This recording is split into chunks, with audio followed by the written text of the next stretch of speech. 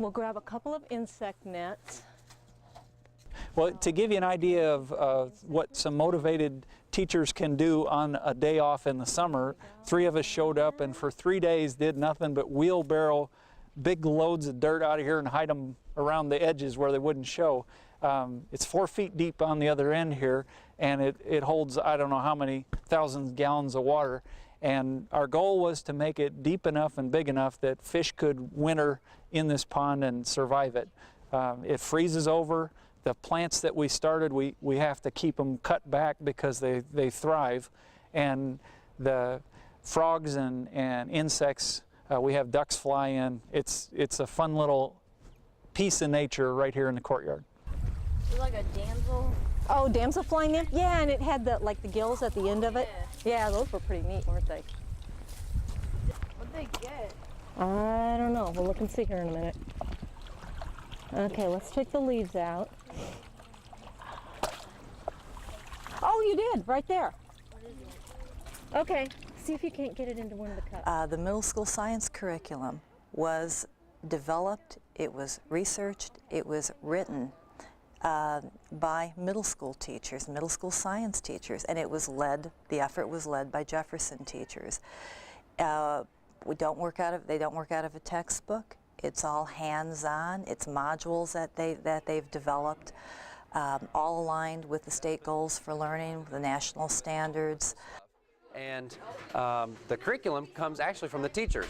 We get a group of 3 or 4 teachers together, and they will sit down and do some summer writing, and this is what they've come up with.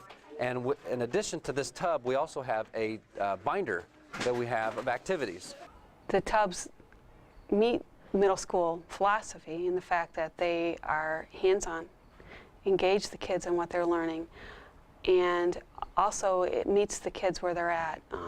Many of the activities have enrichment components to that if the teachers want to use it. Plus, there are also many of the things are working in groups so that the kids are working together. Is he almost a frog? No. No, I don't No, see because his he doesn't legs. have his legs. He's just fat. Oh, I can see his legs. He has little tiny ones. Okay. Our science curriculum was pretty much biological science at the 6th grade, earth science at 7th, and 8th grade was chemistry and physics. And we felt that there needed to be more of a blending in 6th, 7th, and 8th grade so the kids got exposure to each of those major areas of science every year.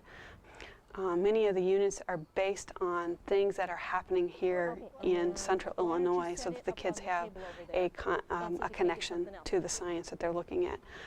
In 8th grade, they look at the groundwater issue. We're a very flat area, so where does the water go, in this area? So they were looking at the groundwater issue. Whether or not we have plenty of groundwater depends on whether you use this new technology, okay? So one thing can kind of cause another one. We could say we'd run out of water, but we won't if we use the new technology. So one's the cause and the other's the effect, okay? And also, I can think of another example in 8th grade is they look at the prairie. We've got prairie all around us. That's part of Illinois history. So they took the biology that needs to be taught and did it with the theme of the prairie. Nearly 100% of this county was prairie. This is part of Illinois called the Grand Prairie region, and it was a magnificent tall grass prairie, probably the most impressive prairie region maybe in all of North America. This eastern Illinois, western edge of Indiana. And they had 3 body parts. 3 body parts. Good job, Matt. Can you see? Yeah. Very good. I've been pleasantly surprised with their reaction to studying the prairie. They genuinely seem to catch on and seem interested. We have them do a variety of different things with prairie. Again, we're looking at food chains, food webs. We're looking at, we even do art-related kind of activities involving the plants, sketching, rubbings of leaves so we can leave the plants right where they're at. We look at the animals, the plants, the ecology of fire in the prairie and how nutrients are recycled constantly through a prairie ecosystem.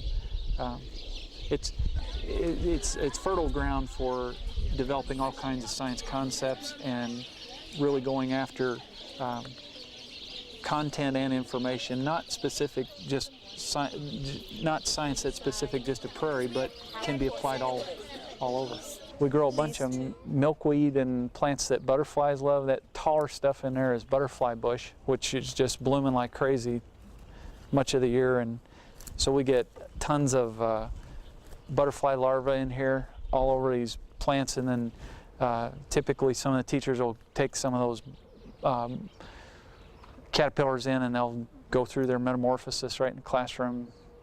But really, it was created, I truly believe, and definitely then further developed over the last few years as more of an authentic learning experience for the kids.